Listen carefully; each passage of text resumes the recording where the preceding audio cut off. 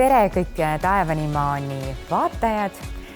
Täna õpetan ma teile, kuidas teha lihtsat silindertassi.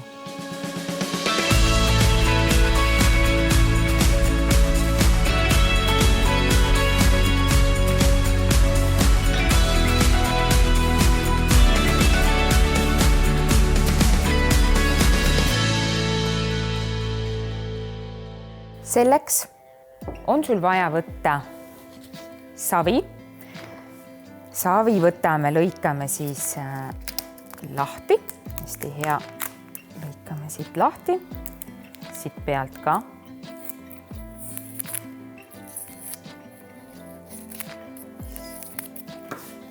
Nii. Tõmbame siin selle tagumise osa ära. Võtame siit esimese osa ka. Ja nagu ma juba ütlesin, meil on vaja ka kindlasti kas siis tamiilidraati või niiti. Mina kasutan siin tamiili ilusti kenasti ja lõikan siit circa sellise 1,5 sentimeetrise, 2 sentimeetrise tüki. Ilusti kenasti. Tõstan lauale. Ülejäänud savi eest ära. Vaatan alati, et mu laud oleks ka puhas. Nüüd, kui sa teed seda kõike enda kodus, siis ole kindel, et sa kasutad sellist kangast. Kanga panen ma lihtsalt lauale ja savi siia peale. Sa ei pea üldse kasutama teistpidi üle seda savitükki, kangatükki. Esimese asjana, mis me siis teeme, enne kui me hakkame rullima, me hakkame tihendama natukene savi. See tähendab seda, et ma vajutan ilusti oma peopesaga siit natukene seda savi ära laiemaks vastu lauda. Ühtpidi teistpidi on hea, kui sa aeg-ajalt ka tõstad oma savi, sest et ta kipub lihtsalt selle kanga külge kinni jääma. Mina rohkem kangast hetkel ei kasuta, sest et minul on selle jaoks spetsiaalne laud, saepuruplaat, mille peal siis üleliigne niiskus jääb siia laua külge kinni ja ma saan rahulikult teda kasutada. Siis esiteks hakkame me savi rullima ja tekib alati küsimus, et milliseks ma siis seda savi tegelikult rullin. Täna õpime siis, kuidas teha silindertassi, mis tähendab seda, et meil on vaja ühte ilusat lõiget. Mina olen endale juba lõike teinud, sina võid ka siis vanast ajalehest või siis A4 paberist vastavalt täpselt nii suure lõike. No vaatamegi enam-vähem, kui suureks sa seda tahad, seda tassi teha, arvestades, et ta tõmbab circa 13% sul kokku, et sellises suuruses siis tahan teha. Et kui me hakkame ka rullima, siis on tähtis teada, kui laiaks ja kui pikaks me rullime selle ühe lõike peale, savid peale. Siit me võtame ka põhja, lõike ja ka sanga. Kõigepealt hakkan rullima, panen käed keskele ja rullin rahulikult ühtepidi ja rahulikult teistpidi. Tõmban juba savi kergelt laua küljest lahti, sest muidu juhtub see, et savi jääb laua külge. Keeran savi ühtepidi ja teistpidi ja muudkui rullin rahulikult, ühtepidi, teistpidi. Vahepeal juba kontrollin, kas minu lõige mahub ilusti ära või ei mahu. Jälle ühtepidi, teistpidi. Siin on oluline, et mul siis ka see põhjaosa tuleks kenasti välja. Ühtepidi, teistpidi. Jälle rahulikult keeran ühtepidi, teistpidi. Rullin. Ja ma tahan, et see savi oleks circa 5 millimeetri paksune, 5-6 millimeetri paksune, mitte õhem. Sest et kui me liiga õhukeseks teeme oma tassid, siis on oht, et me ei hakka neid kasutama. Ja kui need ka liiga raskeks jäävad, siis liiga paksuks jääb see savisein, siis nad on äärmiselt rasked. Hea on teada ka seda, et savi tahaks taheneda enne, kui me hakkame üldse temaga edasi tegelema. See tähendab seda, et me rullime savi valmis, et circa 20 minutiks või isegi pooleks tunniks jätame ta lihtsalt tahenema.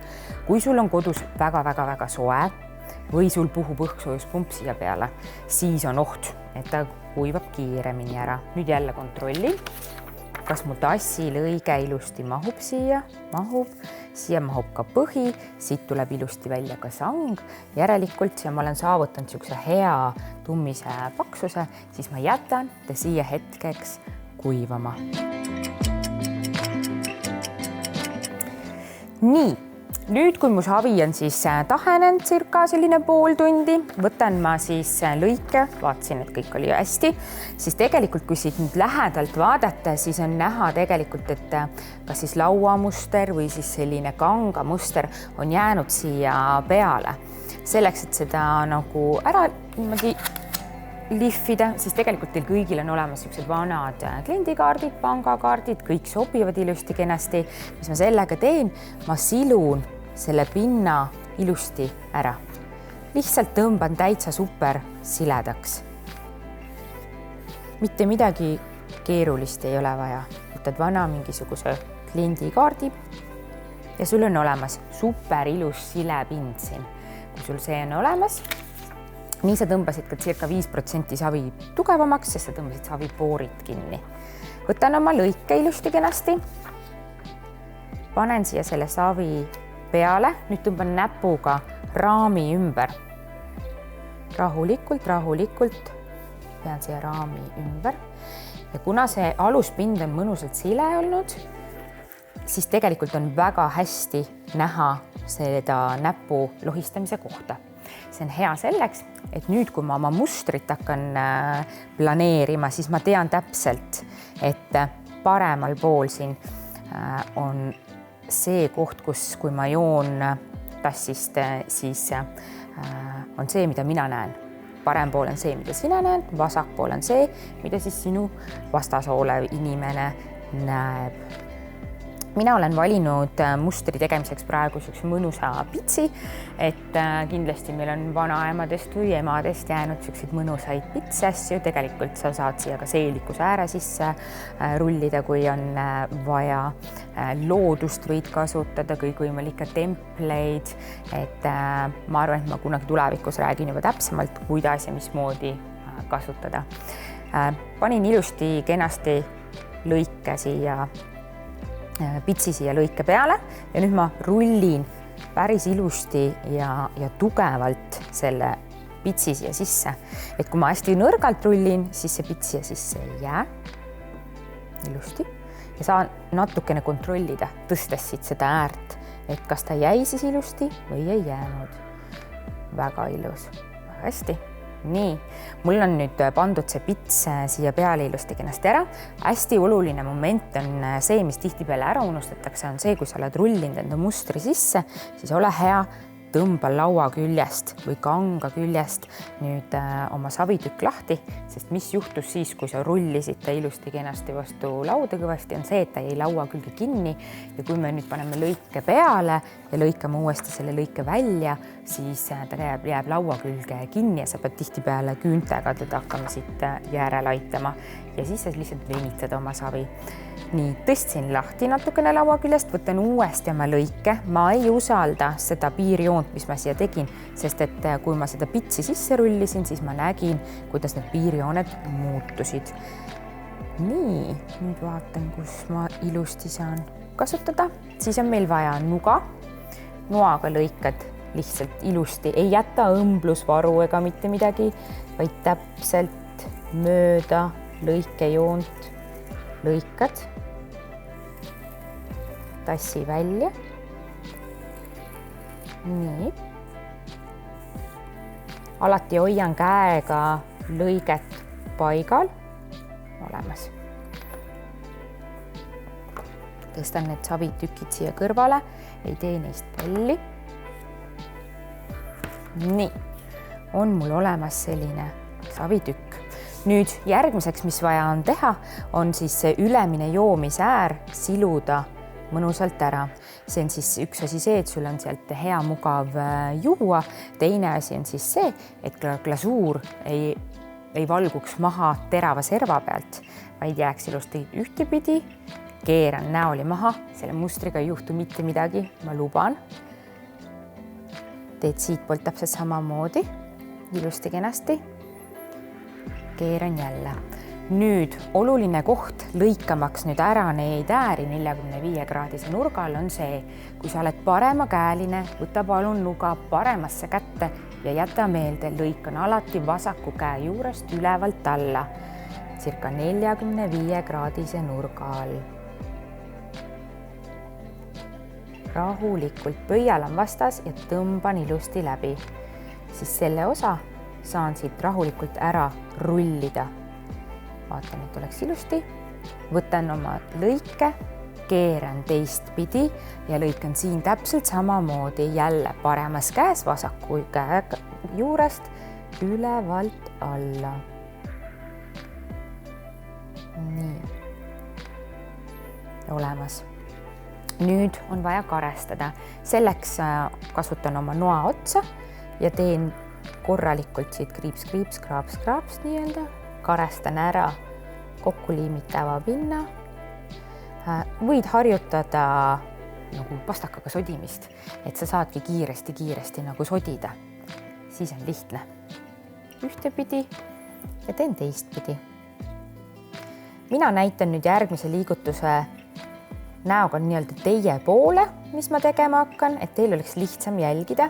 Sina võid tõsta jällegi teistpidi. Nüüd, kui mul on olemas karestatud, tõstan ma oma savi püsti, jätan nii, et ülemine see joomise äär, mis ma ära paitasin, on ülemal pool ja vaatan, et siin, mis teie pool on, paistaks välja. Panen mõlemale poole vett, parajalt palju, et ta niisutaks ilusti ära. Panen mõlemale poole vett ja hakkan siit ülevalt vaikselt kokku panema teda. Rahulikult. Ei keskendu sellele, et õmblus praegu ei näe väga viisakas välja. Olen kuskil keskele maani välja jõudnud, võtan kahe käega keeran ümber ja jätkan siit keskelt. Tähtis on, et kõik õhumullid tuleksid ilusti välja. Nii, väga hästi. Nüüd on jälle see koht, kui sa oma kodustes tingimustes teed, siis nüüd on see hea oluline info, et kõik see, mis see savi on siia kogu nende läigib, siis ta võiks nüüd natukene taheneda jälle, nii et ta muutuks matiks, siis on sul lihtsam neid õmblusi peitma hakata. Nii, näitan nüüd, kuidas neid õmbluseid peidetakse.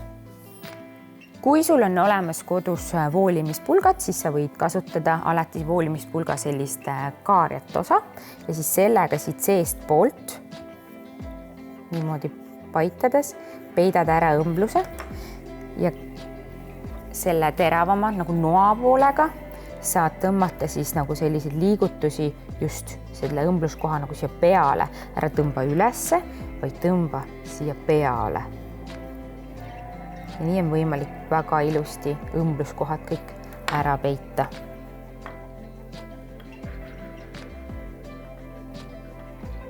Pärast saad tõmmata selle kummineeruga üle, aga ei pea. Nii, mis meil puudu on? Meil on puudu põhi. Põhja saamiseks ma alati vaatan, et siit põhja alt ilusti oleks kõik ümmargune. Ma tõstan oma tassi siia põhjamaterjali peale ja lõikan noaga ilusti välja. Oluline on, et sa ei lõikaks mingisuguse nurga all, et kui sa lõikad nurga all, siis sa lõikad ka kohe põhja väiksemaks, vaid proovi hoida nuga paralleelselt lauaga. Ehk siis raske on lõigata teda siin selliselt sirgelt, kergem on lõigata, kui nuga on mõnusalt paralleelselt lauaga. On erinevaid variante, kes lõikab natukene suurema, kes lõikab täpselt paraja. Mina proovin lõigata täpselt parajat. Mina on vähem, ilusti kenasti. Nii, ja tõmban siit laiali. Võtan nüüd tassi kätte. Võtan selle põhja maha, võib tunduda, et ta jäi siia juba külge, aga ei jäänud tegelikult. Ja nüüd on jällegi hästi oluline see, et me noa otsaga kenasti karestame ära kogu siis selle tassipinna, mis siin on. Ja ka siis selle põhja. Korralikult karestame.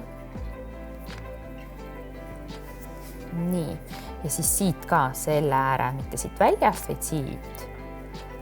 Karestan ilusti kenasti, teen jälle nagu sellist sodimisliigutust. Peenmotoorikale väga hästi.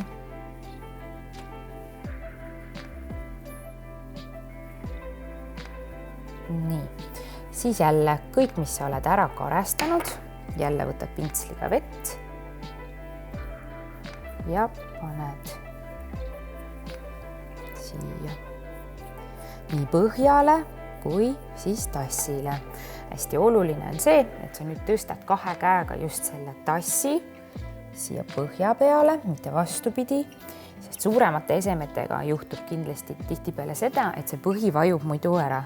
Ja praegu saan ma jälgida seda natukene näpuga lükates, et kas ta on mul igalt poolt ühtlaselt jäänud. Ühtepidi, teistpidi. Kui ta on olemas, siis ma teen käega sellise kerge nagu liigutuse, et ma vajutan ja surun teda natuke allapoole. Ma olen veendunud, et ta tuleb mul laua küljest lahti.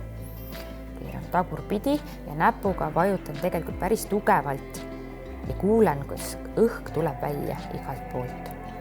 Nii ma saan olla kindel, et mingid õhumulle siia sisse ei jäänud. Väga hästi. Võtan jälle oma voolimispulga ja kui sul voolimispulka ei ole, on ka väga hästi. Seesama nuga, noa tagumine ots siin sobib ka. Ma panen käe siia teisel poole sisse toeks ja ma tõmban rahulikult üleliigset savi natukene siia tassi peale.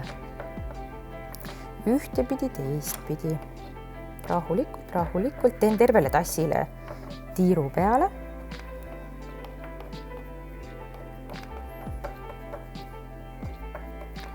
Tegin tervele tassile tiiru peale ja siis saan võtta kas siis selle kummineeru.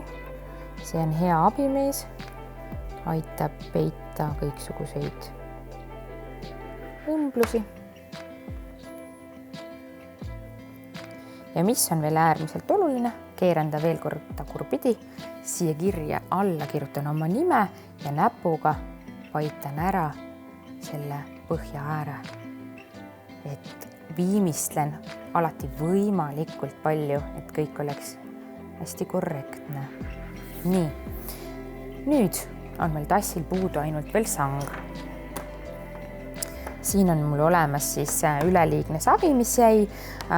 Kui tuleb välja, et on liiga õhuke või liiga vähe seda savi, siis tegelikult saad mitmest osast alati selle savi kokku panna.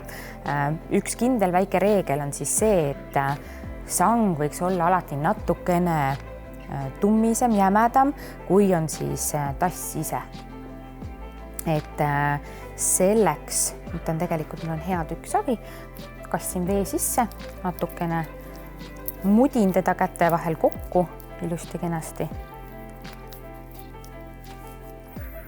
Nii, mudisin teda kokku, teen tast natukene nagu sellise ussikese. Rullisin üks ussikese, proovige siis mitte kandilist ussi teha. Ta on rullin ta. Ja see on ka mõnus ohukoht, et nüüd rullitakse tihtipeale uuesti täpselt sama lapikuks meie sang. Proovime seda vältida. Nii, kasutan nuga, lõikan sanga circa selline 1,8 või 1,5 sentimeetri paksuse tüpi. Nii, siin on üks õhumull.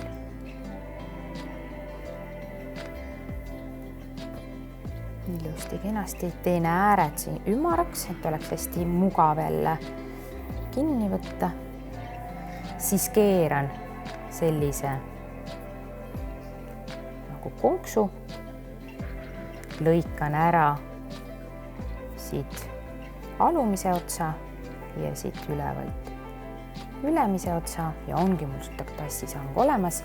Tassisanga kinnitame me alati siis selle õmbluskoha peale, nii me teeme õmbluskoha tugevamaks ja ka varjame seda.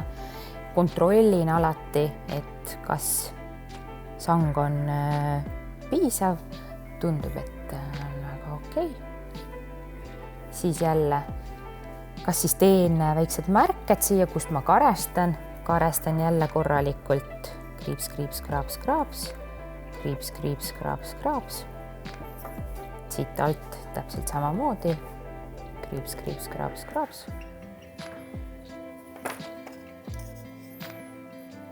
Panen mõlemale poole vett. Alati on see küsimus, kas mõlemad osad peavad vett saama. Kinnitan alati ülemise osa väikse sükse sakutusliigutusega siia ära. Käe sisse. Panen ka sanga alt. Tahab hakata liikuma. Siis on hea see, kas ma võtan siis endale mingisuguse topsiku siia vastu hoidma või siis teine asi, mis sa saad teha, on jätta oma tass selliselt kuivama. Nüüd natukene kinnitame paremini ära. Ja siis ta saab rahulikult see sang siin rippuda. Nii, kirjutame siia alla nime ka, siis on Maria olemas. Nimi on olemas, sang on olemas, tassi seinad on olemas. Ja nii te saategi kodus teha endale ühe lihtsa silindertassi.